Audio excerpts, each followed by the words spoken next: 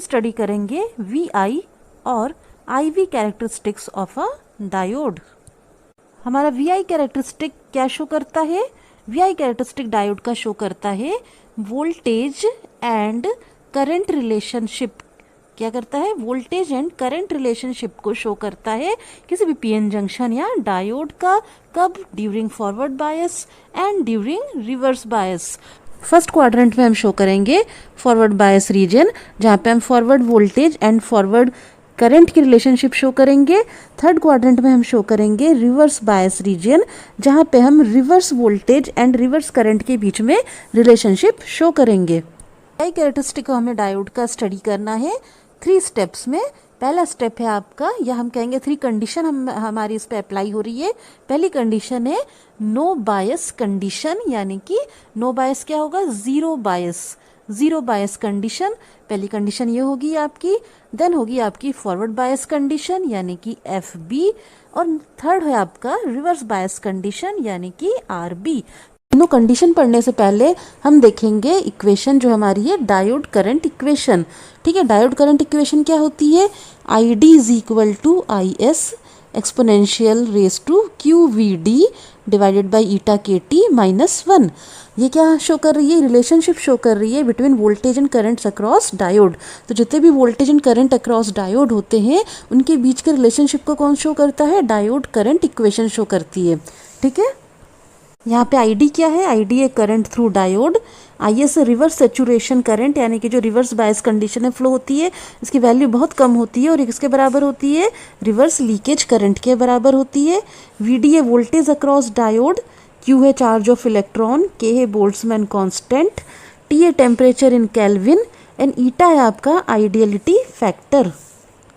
Ideality factor क्या show करता है कि हमारा सिलिकॉन या जर्मेनियम का डायोड कितना नियर है आइडियल डायोड के।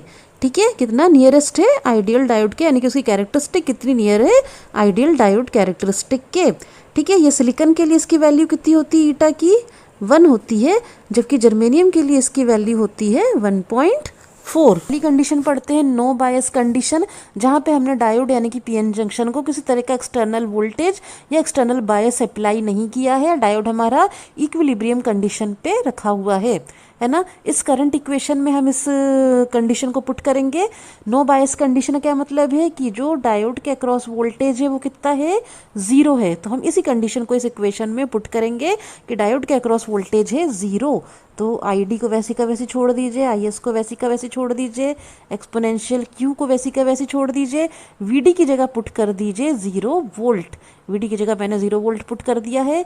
ईटा के टी सबको मैंने ऐसे छोड़ दिया है -1। ठीक है, तो ये डायोड करंट इक्वेशन में मैंने वी डी की वैल्यू डाल दी है 0। क्यों? क्योंकि मैंने किसी तरह का कोई एक्सटर्नल वोल्टेज अप्लाई नहीं किया है। ठीक है, तो ये क्या आ जाएगी आपकी Q into 0 0 and 0 divided by anything is 0, यानी कि ये आ गया आपका e की power 0 -1 and I D is equal to I S वैसी का वैसी है। आई डी क्या है? Forward current. आई एस क्या है? रिवर्स सेचुरेशन करंट यानी कि लीकेज करंट। ठीक है, तो ये हमारा आ गया। अब हमें पता है कि एक्सपोनेंशियल रेस टू 0 क्या होता है? e का पावर 0 क्या होता है? e का पावर 0 होता है 1। तो e के पावर 0 की जगह मैं डाल दूंगी क्या? 1। तो ये क्या आ जाएगा? ये हो जाएगा I D is equal to I S 1 -1, E का पावर 0 हो गया था 1, 1 -1 हो गया 0, 0 इंटू आई एस क्या हो गया? 0, यानी कि आई डी क्या आ गई यहाँ पे? 0 ये मिली एम्पेयर आ गई। 0 है ना, 0 मिली एम्पेयर जो भी है आ गई आपकी I D is equal to 0। तो क्या समझ में आया इस चीज़ से कि जब वी डी आपका 0 था, एक्सटर्नल वोल्टेज अप्लाइड 0 था, या किसी तरह का हमने वोल्टेज अप्लाई नहीं किया था, तो डायोड के अक्रॉस जो करंट होगी वो भी होगी आपकी क्या? 0। अगर इस वी आई ग्राफ से मैं देखती हूँ इस चीज़ को कि जब मैंने वी डी 0 वोल्ट अप्लाई करी थी तो आई डी क्या आई आपकी? 0 आई, यानी कि यहाँ पे मैं इसको शो कर सकती हूँ क्या कि जब वी डी 0 था तो आई डी आपका 0 आया। ठीक है, तो ये वाला जो आपका पॉइंट है शो कर रहा है कि when V D is equal to 0 तो आई डी भी आपका आया 0। ठीक है ना, किसी तरह की कोई करंट फ्लो नहीं हुई है सर्किट में अंडर नो बायस कंडीशन। अच्छा, एक बात ध्यान में रखने वाली बात यह है कि वीडी तो हमको वोल्ट में ही लेना है, आईडी यानी कि जो फॉरवर्ड करंट होगी उसकी वैल्यू हमारी मिली एम्पेयर्स में आती है, जबकि जो हमारी रिवर्स सेचुरेशन करंट या लीकेज करंट होती है ड्यू टू माइनॉरिटी कैरियर, उसकी वैल्यू बहुत कम होती है और उसको हम किसमें कंपेयर इसमें लेते हैं, माइक्रो एम्पेयर्स में लेते हैं। ठीक है, तो आईडी मिली एम्पेयर में एंड आईएस माइक्रो एम्पेयर्स में। नेक्स्ट कंडीशन है हमारी forward bias condition F B, है ना। डायोड जब हमने फॉरवर्ड बायस में कनेक्ट कर रखा है ना, तो फॉरवर्ड बायस में कैसा होगा हमारा डायोड, ये मान लीजिए आपका डायोड है, इसका कनेक्शन कैसा होगा फॉरवर्ड बायस में, हमको पता है ये पी है आपका, ये आपका एन है, यानी कि पी टाइप आपकी सेमीकंडक्टर, एन टाइप सेमीकंडक्टर।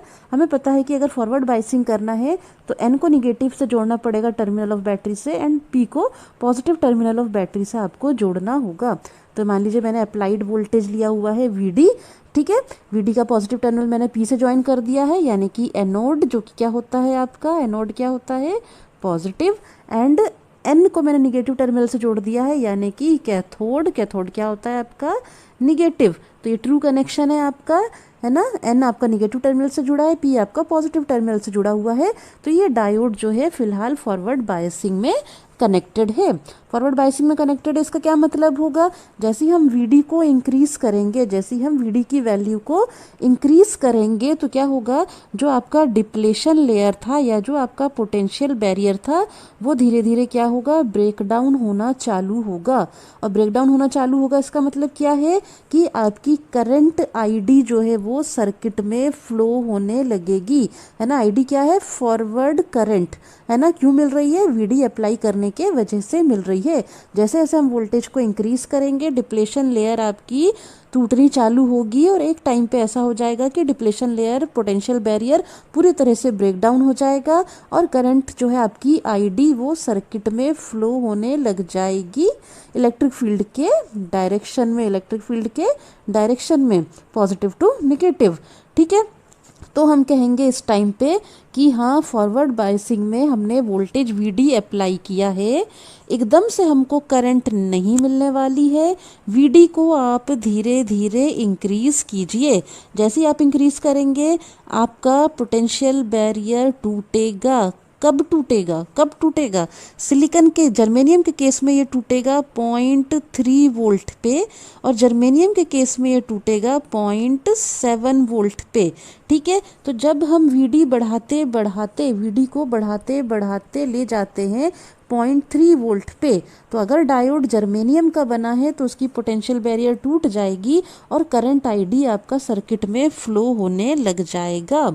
ठीक है, और अगर आपका सिलिकॉन का बना हुआ है तो वीडी आपको इंक्रीज करके ले जानी पड़ेगी लगभग 0.7 वोल्ट पे, तो आपका डिप्लेशन लेयर ब्रेक डाउन होगा और करंट आपका फ्लो होने लग जाएगा। तो क्या मैंने बोला कि फॉरवर्ड बायसिंग में डायोड को कैसे कनेक्ट करना है, एन को निगेटिव से, पी को पॉजिटिव से। वीडी आपको अप्लाई कर दिया है आपने, एकदम से कोई करंट आपकी सर्किट में फ्लो नहीं होगी क्योंकि डिप्लेशन लेयर पहले से ही तैयार हो चुका है। लेकिन हाँ, जैसे जैसे आप वीडी को इंक्रीज करेंगे वैसे ही आपकी पोटेंशियल बैरियर ब्रेक डाउन होगी और करंट आईडी आपकी फ्लो होने लग जाएगी।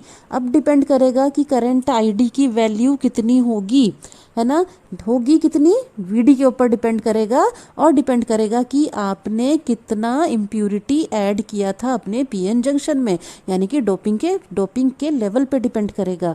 ठीक है, तो जैसे जैसे वीडी बढ़ाएंगे आईडी भी आपका बढ़ेगा और कैसा बढ़ेगा, एक्सपोनेंशियली बढ़ेगा, एक्सपोनेंशियली बढ़ेगा। ठीक है, पोटेंशियल बैरियर का ब्रेक डाउन हो रही है, जर्मेनियम के केस में 0.3 वोल्ट पे ब्रेक डाउन हो रही है, यानी जर्मेनियम के केस में 0.3 वोल्ट के बाद जो है आईडी फ्लो होने लग जाएगा सर्किट में, और सिलिकॉन के केस में 0.7 वोल्ट के बाद आईडी आपको मिलने लग जाएगा।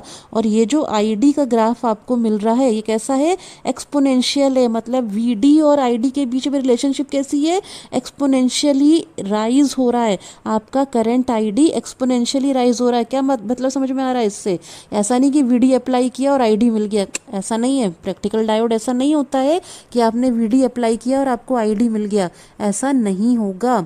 एक पर्टिकुलर लेवल पे जाके आपका डिप्लेशन लेयर टूटेगा और आईडी आपका एक्सपोनेंशियली राइज होने लगेगा। तो इस डायोड करंट इक्वेशन से समझते हैं कि जब आपने इस वीडी की वैल्यू धीरे धीरे राइज करते करते 0.3 या 0.7 वोल्ट पे ले गए फॉरवर्ड बायसिंग में, तो आपको क्या मिला, करंट आईडी आपको मिलने लगा। ठीक है, सबसे इम्पॉर्टेंट बात यह है कि वीडी और आईडी का रिलेशनशिप कैसा है कि वीडी आपने अप्लाई किया और करंट आपको मिलने लगा, ऐसा नहीं है। वीडी को आप धीरे धीरे बढ़ाएंगे, 0.3 और 0.7 वोल्ट पे ले जाएंगे, तभी आपका आईडी मिलने लगेगा। और उसके बाद जब और आप वीडी को बढ़ाएंगे, जब आप और वीडी को इंक्रीज करेंगे, तब आपका आईडी और इंक्रीज होगा और एक्सपोनेंशियली इंक्रीज होगा। तो ये जो वोल्टेज है हमारा, जर्मेनियम के केस में 0.3 वोल्ट एंड सिलिकॉन के केस में 0.7 वोल्ट, जिसके बाद जो है डायोड में कंडक्शन होने लग जाती है, आईडी आपकी फ्लो होने लग जाती है। ये वोल्टेज आपके क्या कहलाते हैं, नी वोल्टेज कहलाते हैं। नी वोल्टेज या फिर हम इसको बोलते हैं cut in voltage, cut in voltage, या हम इसको बोलते हैं थ्रेशहोल्ड वोल्टेज, थ्रेशहोल्ड वोल्टेज। ठीक है, तो ये कौन से वोल्टेज है, वो फॉरवर्ड बायस वोल्टेज, वो फॉरवर्ड बायस वोल्टेज जिसके बाद जर्मेनियम या सिलिकॉन डायोड में कंडक्शन स्टार्ट हो जाती है। तो एक और रिलेशनशिप है आईडी यानी कि फॉरवर्ड डायरेक्शन में जो करंट है वो क्या होती है, I majority plus I S. I majority मतलब कि वो करंट जो मेजोरिटी कैरियर के वजह से फ्लो हो रही है, प्लस आई एस मतलब कि वो करंट जो कि रिवर्स डायरेक्शन में माइनॉरिटी कैरियर के वजह से फ्लो हो रही है। तो अगर मैं फॉरवर्ड डायरेक्शन की बात कर रही हूँ, मैंने वीडी अप्लाई कर रखा है, तो जो आईडी करंट अब मेरे को मिलने वाली है वो आई मेजोरिटी यानी कि मेजोरिटी कैरियर के वजह से ही मिलेगी, है ना। यहाँ पे आई एस की वैल्यू क्या होगी, नियरली इक्वल टू 0 होगी। इतनी कम होगी, माइनॉरिटी कैरियर के वजह से करंट इतनी कम फ्लो होगी कि हम उसको कितना मानेंगे, 0 मान के चलेंगे, नेग्लिजिबल मान के चलेंगे। तो ड्यूरिंग फॉरवर्ड बायसिंग आईडी जो होती है आई मेजोरिटी के बराबर होती है। तो तीसरा हमारा कंडीशन है, थर्ड कंडीशन है हमारी रिवर्स बायसिंग। रिवर्स बायसिंग में हमको क्या करना है, आपके डायोड को कनेक्ट करना है अपोजिट डायरेक्शन में, यानी कि एन को कनेक्ट करना है positive terminal of the battery से एंड पी को कनेक्ट करना है negative terminal of the battery से। तो एनोड हो जाएगा यहाँ पे निगेटिव एंड कैथोड हो जाएगा यहाँ पे पॉजिटिव। जो बैटरी अप्लाई करी है वो क्या है, वीडी, यानी कि कैथोड जो है ये पॉजिटिव हो गया है विथ रिस्पेक्ट टू एनोड, है ना। यानी कि वीडी को हम कह सकते हैं माइनस वीडी, क्योंकि अपोजिट डायरेक्शन में हो गया है अब आपका वोल्टेज अप्लाइड। और जो करंट फ्लो होगा थ्रू इस वीडी की वजह से, जो करंट फ्लो होगा वो होगा आपका reverse saturation current, positive to negative. ठीक है, तो ये हो गया आपकी फॉरवर्ड बायसिंग में आपका डायोड कनेक्ट हो गया, है ना। अब यहाँ पे आपको मेजोरिटी कैरियर के वजह से कोई करंट नहीं मिलने वाली है, जो भी करंट मिलेगी आपको सिर्फ और सिर्फ माइनॉरिटी कैरियर के वजह से मिलेगी। यानी कि जो मेरा डायोड करंट जो होगा, ये जो आईडी है मेरा डायोड करंट, वो क्या होता है आपका, वो होता है current due to majority carrier plus reverse saturation current, यही होता है ना। तो मेजोरिटी कैरियर के वजह से यहाँ पे कोई भी करंट नहीं मिलती है रिवर्स डायरेक्शन में, जैसे कि प्रीवियस वीडियो में बता चुकी हूँ।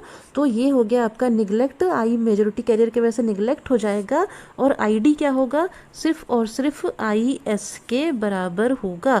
यानी कि डायोड का जो करंट होगा रिवर्स डायरेक्शन में वो किस पे क्या हो रहा है, वो हो रहा है रिवर्स सेचुरेशन करंट, यानी कि रिवर्स लीकेज करंट के बराबर। क्यों, क्योंकि current due to majority carrier यहाँ पे क्या है, नेग्लिजिबल है, 0 के बराबर है।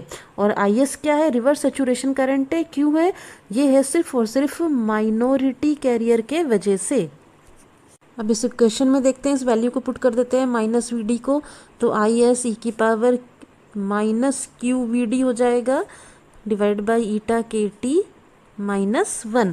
ठीक है, अब माइनस वी डी का क्या मतलब है, अगर इस एक्सिस पे मैं देखती हूँ तो माइनस में है, अगर अप्लाइड वोल्टेज आपका अगर माइनस में है तो मतलब कि इस नेगेटिव एक्सिस पे यानी कि 0 के बाद आएगा, 0 से पहले आएगा, तो मैं इसको क्या बोलूँगी, 0 से लेस देन, है ना। तो अगर माइनस वी डी है तो इसकी वैल्यू क्या होगी, वी डी की लेस देन 0 होगी। ये बात समझ में आती है आपको कि अगर मैं कह रही हूँ कि वोल्टेज माइनस में है तो इसका मतलब क्या है, वो इस एक्सिस पे इस डायरेक्शन में है, यानी कि 0 से पहले है, यानी कि 0 से कम है।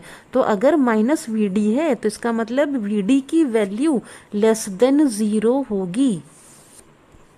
और अगर Vd की वैल्यू लेस देन 0 होगी तो इसका मतलब ये जो आपको टर्म दिख रहा है e⁻⁻ Vd अपॉन ईटा kT, इसकी जो वैल्यू होगी वो भी लेस देन 1 होगी या वेरी लेस देन 1 होगी, इतनी लेस देन 1 होगी कि ये नेग्लिजिबल होगी। इसको हम हटा सकते हैं, इसके इफेक्ट को हम क्या कर सकते हैं, निगलेक्ट कर सकते हैं। तो अगर Vd निगेटिव है यानी कि Vd जो है लेस देन 0 है तो e⁻⁻ अपॉन ईटा kT की वैल्यू क्या हो गई, वेरी मच लेस देन 1, यानी कि इस पूरे टर्म को हम निगलेक्ट कर सकते हैं। तो हमारा रिवर्स डायरेक्शन में डायोड के अक्रॉस करंट क्या आ जाएगा, Is इंटू -1, यानी कि Id क्या आ जाएगा आपका -Is के बराबर। -Is के बराबर मतलब क्या कि डायोड के थ्रू जो करंट होगी वो रिवर्स सेचुरेशन करंट या रिवर्स लीकेज करंट के बराबर है और अपोजिट डायरेक्शन में फ्लो होगी। यानी अगर ग्राफ से देखें तो Id अगर ऐसी फ्लो हो रही है सर्किट में तो Is उसके अपोजिट डायरेक्शन में फ्लो होगी। Is सिर्फ और सिर्फ माइनॉरिटी कैरियर के वजह से है। इसका मतलब क्या है कि इसकी वैल्यू बहुत कम होगी, Is की वैल्यू बहुत कम होगी। और जैसे जैसे हम अप्लाइड वोल्टेज Vd की वैल्यू इंक्रीज करेंगे, सर्किट के अक्रॉस टेम्परेचर इंक्रीज होगा, तब जाके Is की कुछ वैल्यू जो है बढ़ना चालू होगी। इसलिए हम इसको बोलते थे रिवर्स लीकेज करंट। क्यों? क्योंकि इसकी वैल्यू बहुत कम होती थी। तो जो ये Is या IL की वैल्यू है, रिवर्स लीकेज करंट या सेचुरेशन करंट, ये डायरेक्टली डिपेंड करता है, डायरेक्टली प्रोपोर्शनल होता है टेम्परेचर के।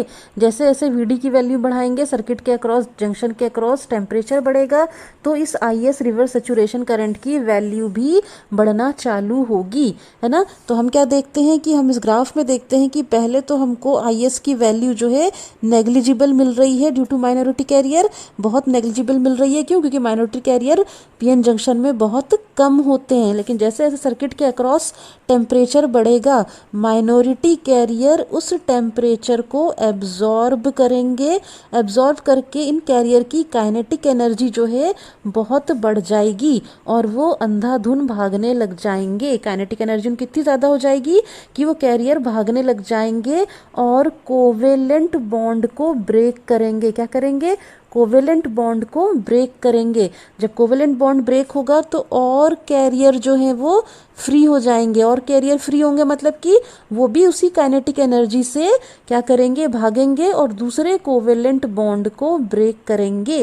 तो जैसे जैसे कोवेलेंट बॉन्ड ब्रेक होता जाएगा ये कैरियर क्या है, और फ्री होते जाएंगे, और फ्री होते जाएंगे इसका मतलब क्या है कि Is की वैल्यू, रिवर्स सेचुरेशन करंट की वैल्यू जो है वो बढ़ने लग जाएगी, वो बढ़ने लग जाएगी। ठीक है। और एक टाइम ऐसा आएगा कि Is की वैल्यू इतनी बढ़ जाएगी, आपकी रिवर्स सेचुरेशन करंट की वैल्यू इतनी बढ़ जाएगी कि अनकंट्रोलेबल हो जाएगी, अनकंट्रोलेबल हो जाएगी, उसको हम कंट्रोल नहीं कर पाएंगे।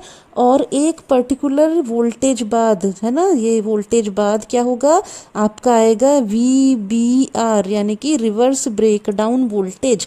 इस रिवर्स ब्रेकडाउन वोल्टेज के बाद क्या होगा, आपका जंक्शन ब्रेकडाउन हो जाएगा, ब्रेकडाउन रीजन में आ जाएगा, एंटर हो जाएगा। ठीक है। तो आफ्टर दिस VBR मतलब कि reverse breakdown voltage, reverse breakdown voltage, इसके बाद जो है आपका Is इतना ज़्यादा इंक्रीज हो जाएगा कि आपका जंक्शन ब्रेकडाउन रीजन में एंटर हो जाएगा। जैसे मैंने प्रीवियस वीडियो में बताया था, दो तरह का ब्रेकडाउन था, या तो जीनर ब्रेकडाउन या फिर एवलांच ब्रेकडाउन। ठीक है। तो यहाँ पे हम देखेंगे कि ये जर्मेनियम का केस है, ब्रेकडाउन जल्दी हो गया है, जबकि सिलिकॉन के केस में ब्रेकडाउन बाद में होगा। यानी कि सिलिकॉन जो है ज़्यादा रिवर्स वोल्टेज को टॉलरेट कर सकता है, इसलिए सिलिकॉन के बने हुए डायोड या इलेक्ट्रॉनिक कंपोनेंट जो हैं वो ज़्यादा डिमांड में होते हैं, क्योंकि वो रिवर्स ब्रेकडाउन वोल्टेज को ज़्यादा टॉलरेट कर सकता है। ठीक है। तो सिलिकॉन का ब्रेकडाउन बाद में आएगा कंपेयर टू जर्मेनियम। और ये VBR क्या है आपका, VBR आपका रिवर्स ब्रेकडाउन वोल्टेज, मतलब कि वो वोल्टेज जिसके बाद जो है आपका डायोड जो है क्या हो जाएगा, डैमेज हो जाएगा, डिस्ट्रॉय हो जाएगा, ब्रेकडाउन हो जाएगा उसका। तो यहाँ पे हम देखेंगे कि पहले तो माइनॉरिटी कैरियर के वजह से कोई करंट नहीं फ्लो हो रही थी रिवर्स डायरेक्शन में, लेकिन जैसे जैसे हमने टेम्परेचर इंक्रीज किया, सर्किट के अक्रॉस वोल्टेज इंक्रीज किया, तो क्या हुआ, आपका आईएस इतनी ज़्यादा फ्लो होने लग जाएगी कि अब ये करंट जो है वो अनकंट्रोलेबल हो जाएगा और आपका जीनर ब्रेकडाउन या एवलांच ब्रेकडाउन रीजन में डायोड एंटर हो जाएगा। ये जो आपका रिवर्स ब्रेकडाउन वोल्टेज जर्मेनियम के केस में ये जल्दी आता है और सिलिकॉन के केस में ये देर से आता है, रिवर्स ब्रेकडाउन वोल्टेज, जिसके बाद आपका डायोड डैमेज हो जाएगा।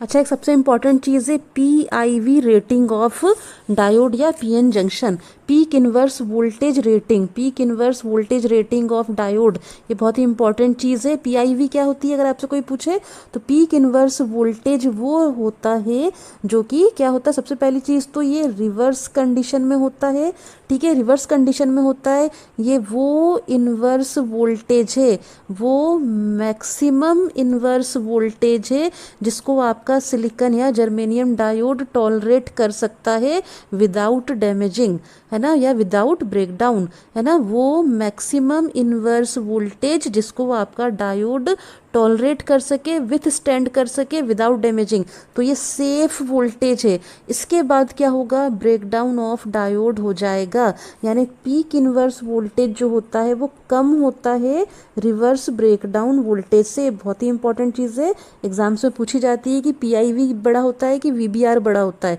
तो VBR आपका बड़ा होता है, PIV आपका छोटा होता है। PIV क्या है, वो मैक्सिमम इनवर्स वोल्टेज या रिवर्स बायस वोल्टेज जिसको आपका डायोड जो है सह सके, टॉलरेट कर सके विदाउट डैमेजिंग, और उसके बाद अगर आपने वोल्टेज बढ़ाया तो आपका आएगा रिवर्स ब्रेकडाउन वोल्टेज, जिसके बाद आपका डायोड जो है वो कंप्लीटली डैमेज हो जाएगा, ब्रेकडाउन हो जाएगा, ठीक है।